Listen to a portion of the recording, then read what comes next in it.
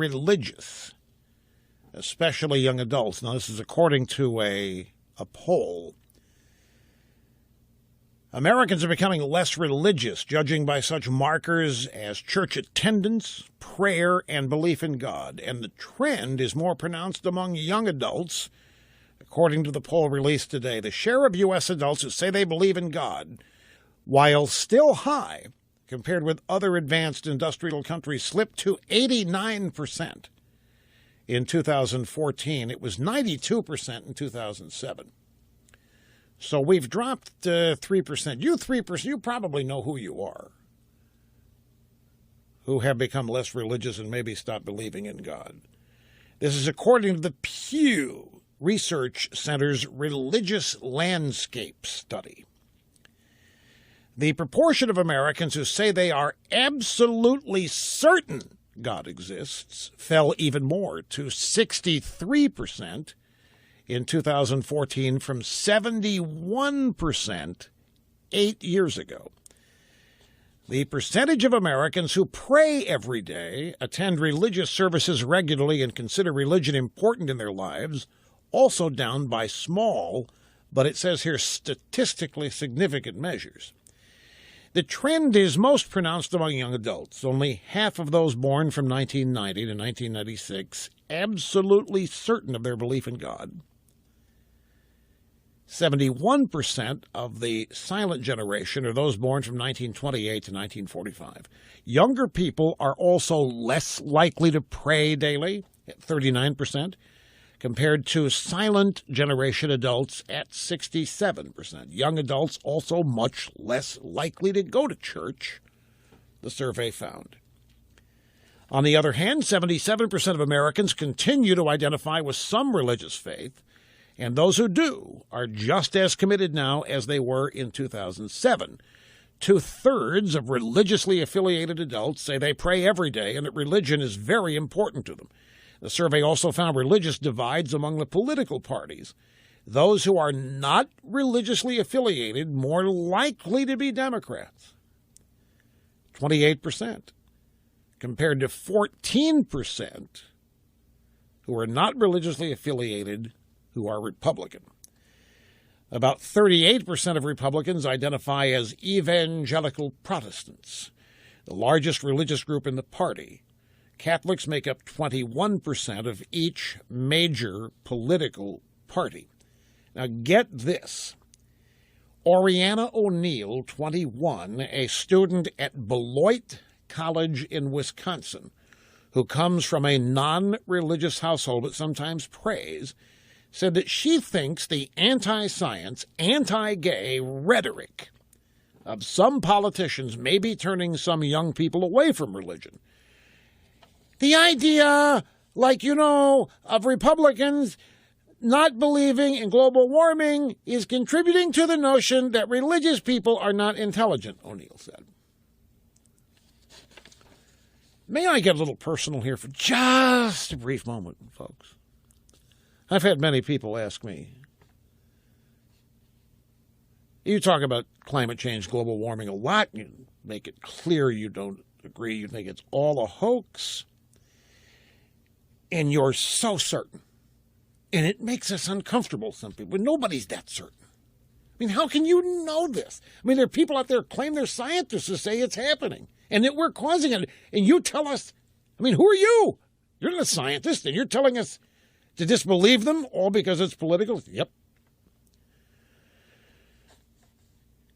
And a lot of people, you just can't, nobody can be that sure of themselves. You just can't sit there and just automatically reject what scientists say. Damn, I can if I want. If they're liberal Democrats funded by liberal Democrats, you are bound to reject it. Your own sanity requires that you reject it if it comes from the funding of that group by the liberal Democrats or a big liberal Democrat donor. The Democrat Party doesn't matter, because it's a political issue that's designed to get you believing you're responsible, you must pay penance, you must acknowledge that you're responsible, you must turn over all of this to big government to fix it, you must agree to raising taxes, carbon tax or whatever, because the premise is you and the way you're living your life are causing this destruction, and I'm sorry, but I don't believe that. And then I floor them. And I wish I didn't floor them. I wish what comes next did not shock people.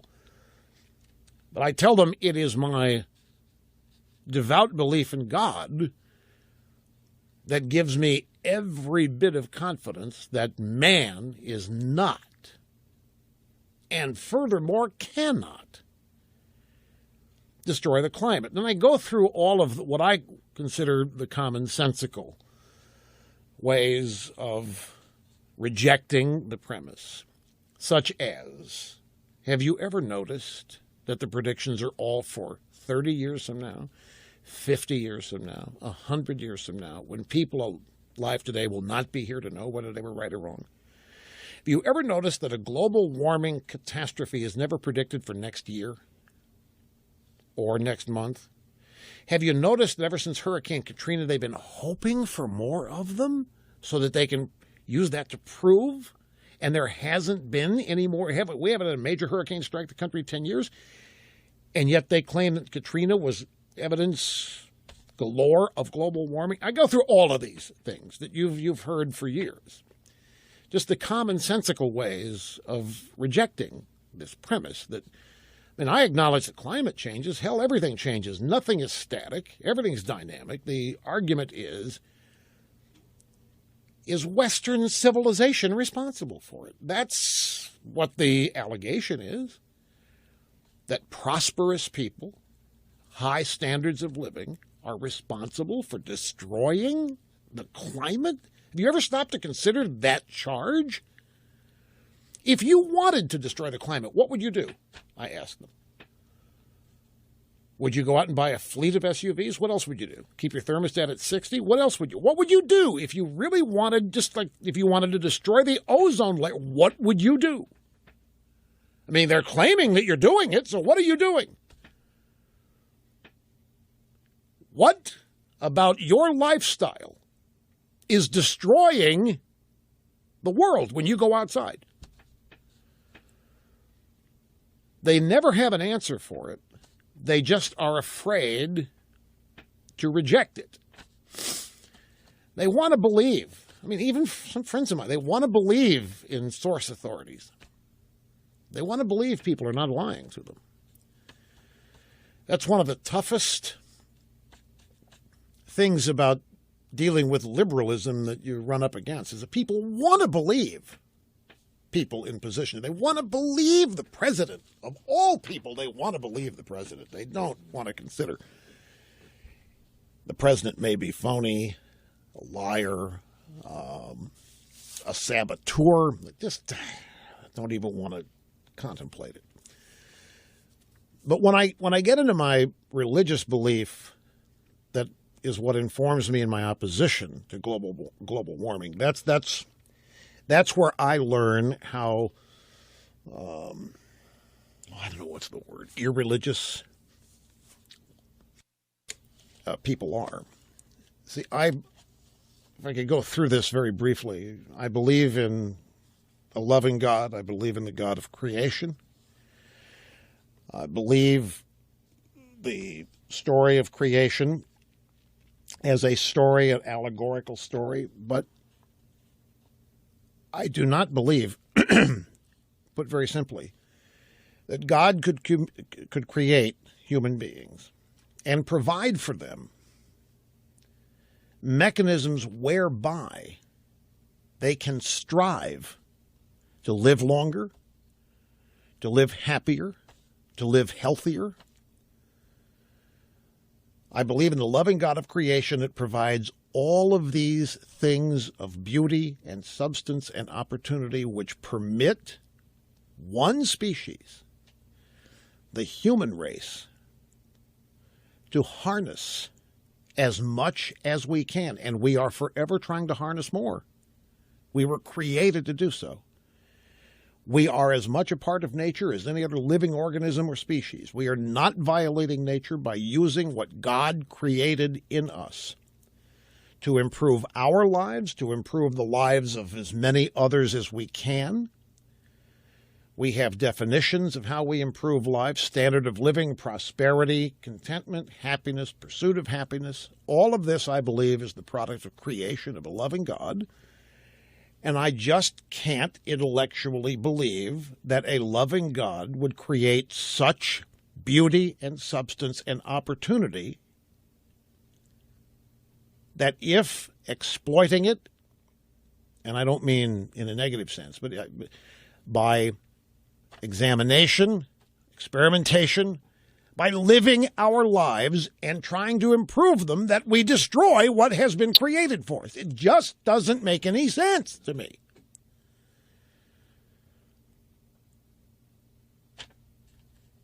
I can't come to grips intellectually with the idea that the way we live our life, and I don't have any doubt that the Western civilization lifestyle provides the best opportunity, the best chance for humanity on this entire planet. And yet, every day I'm pummeled with the charge, with the allegation that all of us who are simply trying to provide for ourselves and our families, we're trying to better our communities, we are trying to improve the future for our children. I just can't accept that the process of doing all of that leads to the destruction of all that has been created for us. I don't think we have the power. I don't think we have the power to destroy this. Even if we nuked it, it's still here. We are gone. Life is still here in some shape, manner, or form, and the whole process will start all over again. But we're not talking about nukes. Nobody in the global warming movement is accusing us of global warming by using nuclear weapons. I'm using the most extreme example I can. If you really want to destroy the planet, that's the best we could do. We don't know how to do anything else other than nuke everything. That's the furthest advanced weaponry we've got. They have been used a couple of times, and the places they have been used are in fine shape. They were not ultimately forever destroyed. Hiroshima, Nagasaki, Chernobyl was a plant accident. But to me, the evidence is all around us and is abundant that despite our efforts,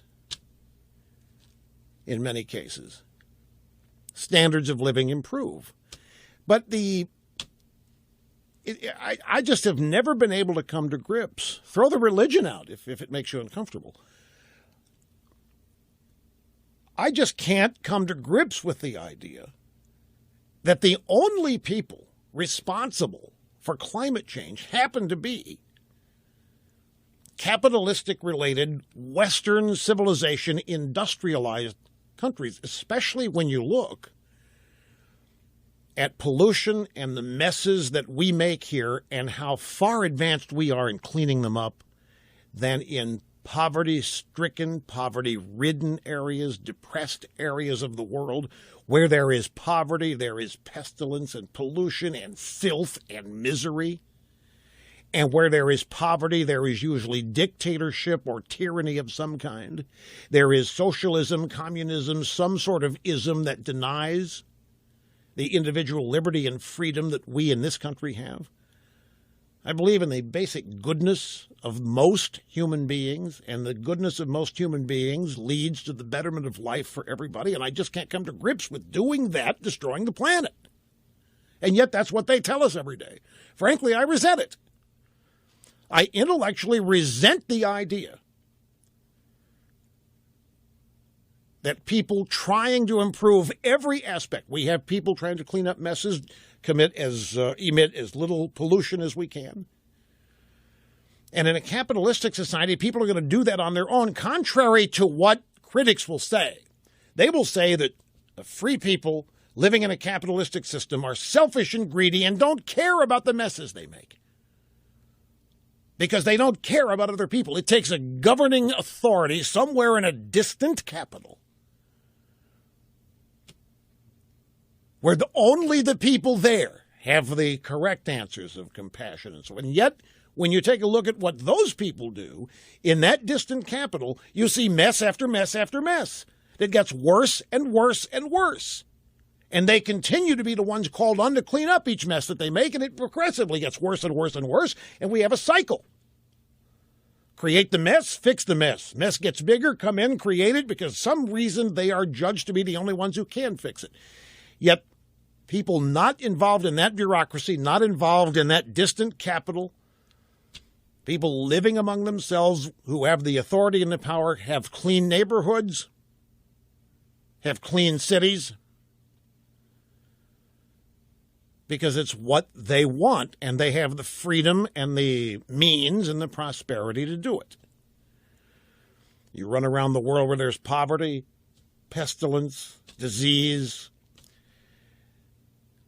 What's missing is the ability to clean up any of those messes, because there isn't the means, there isn't the prosperity, there isn't the freedom, there isn't the education, there isn't the know-how.